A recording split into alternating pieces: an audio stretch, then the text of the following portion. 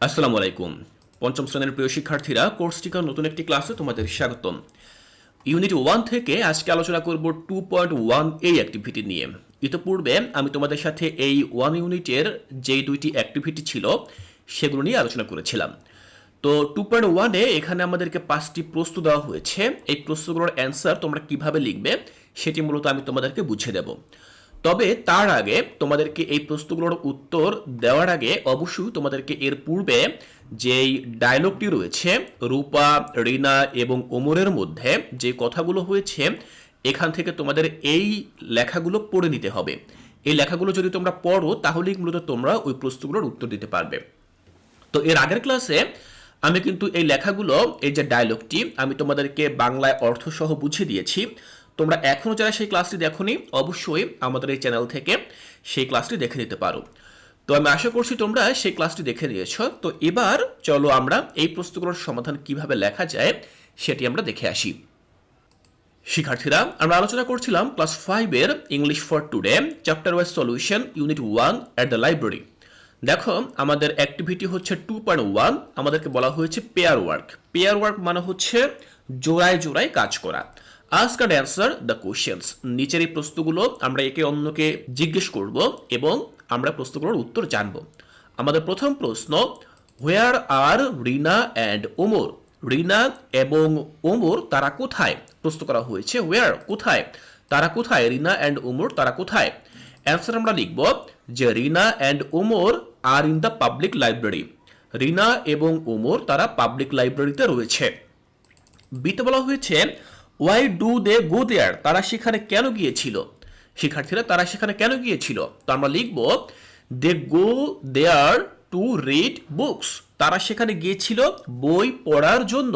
শিক্ষার্থীরা, লাইব্রেরিতে মানুষ কেন যায়? বই পড়ার জন্যই যায়।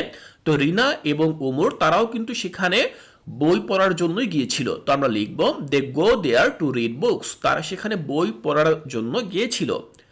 সিতে জানতে চাওয়া হয়েছে who is the new person there? সেখানে নতুন ব্যক্তিটিকে, পার্সন মানে হচ্ছে ব্যক্তি বা লোক, তো তারা সেখানে বই পড়তে যাওয়ার সময় নতুন একজন ব্যক্তির সাথে সাক্ষাৎ হয়েছিল তাদের, বা পরিচয় হয়েছিল। তো সেই নতুন ব্যক্তিটিকে, তো আমরা উত্তরটি এভাবে লিখব the new person there is a girl named রূপা।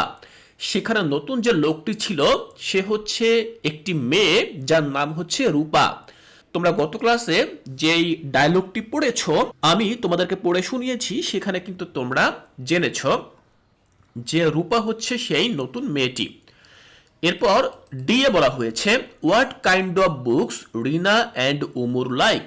রিনা এবং ওমর কোন ধরনের বই পছন্দ করে? তো আমরা লিখব যে Rina likes science fiction and Omar enjoys biographies on famous people.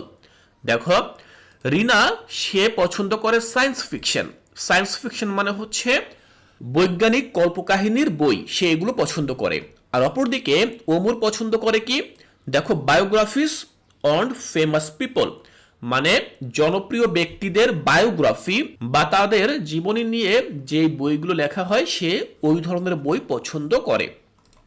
ই নম্বরে বলা হয়েছে what is Rupa's choice about reading book? রূপার পছন্দ কি বই পড়ার ক্ষেত্রে? রূপার পছন্দ কোন ধরনের বই? তো অ্যান্সারে আমরা লিখব Rupa loves to read story books. Rupa story book বা গল্পের বই পড়তে পছন্দ করে। তাহলে শিক্ষার্থীরা, 2.1-এ আমাদের ABCDE মোট 5টি প্রশ্ন করা হয়েছিল।